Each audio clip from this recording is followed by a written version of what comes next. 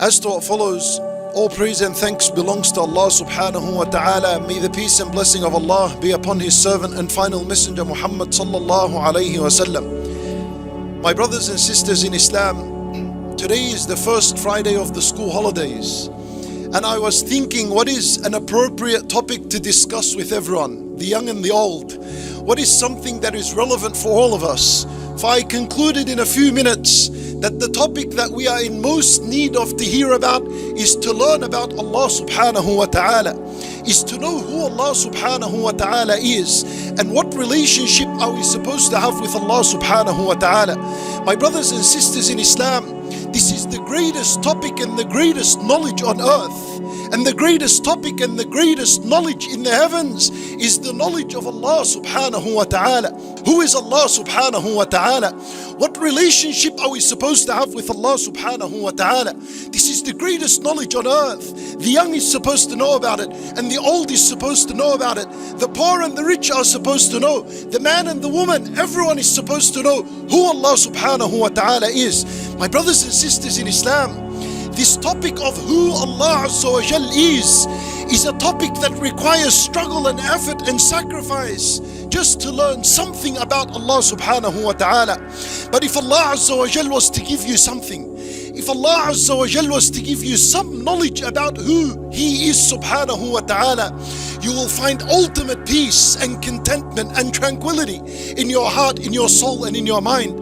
Allah Azza wa Jal, He tells us in Surah Al-Baqarah a story about a man. There was a man in the past. No one saw him, he saw no one. Only Allah saw him, and Allah mentioned in the Quran the story of this man and what he went through. Allah Azza wa Jal tells us, a man in the past, he passed by a town, and the town, they say it was Baytul Maqdis. At the time he passed by this town, it was ruined, it was destroyed. The walls had fallen down, the animals have perished and died, the water wells were useless. There was absolutely no one in this town.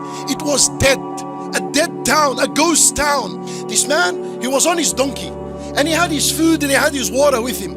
So he passed by this town, and he said, he looked at everything dead.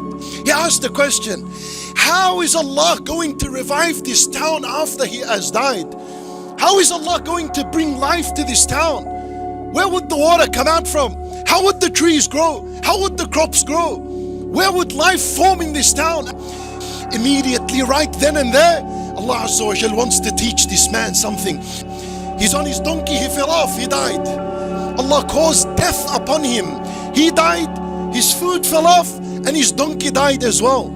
How many years? 100 years he died. After 100 years, Allah Azza wa Jal resurrected him. Then Allah subhanahu wa ta'ala said to him, how long did you die for?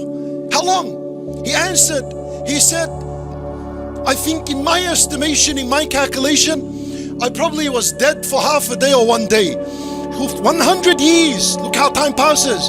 Time is quick, it goes by really quick. He felt it like a day or half a day. Don't waste your time, time goes quick. Allah Azza wa Jal said to him, he died 100 years. Now, listen to what Allah said to him. He said to him, his problem was, his knowledge about Allah was limited. He was ignorant about Allah. When he came to a town, he questioned, how does Allah revive this? He doesn't know who Allah is. Allah wants to teach him something about himself. So Allah Azza wa Jal said to him, look at your food and your water. That your food and your drink, look at it, it's still fresh as it is. It did not change by time, it did not change. You know, what's the miracle in this?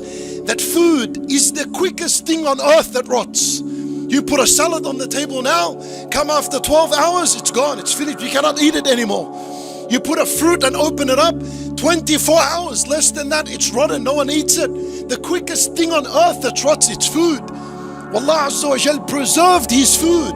No refrigeration, no nothing, no preservatives. The food was preserved and fresh as it is, even though 100 years passed by.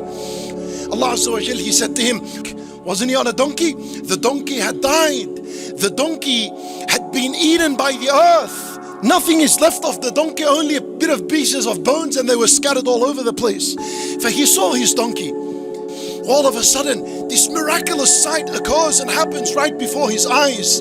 The bones, they come to each other and they begin to form with each other. And then Allah Azza wa Jal begins to dress these bones with meat. And all of a sudden his donkey rose. And his donkey was alive once again, ready for him to ride on once again.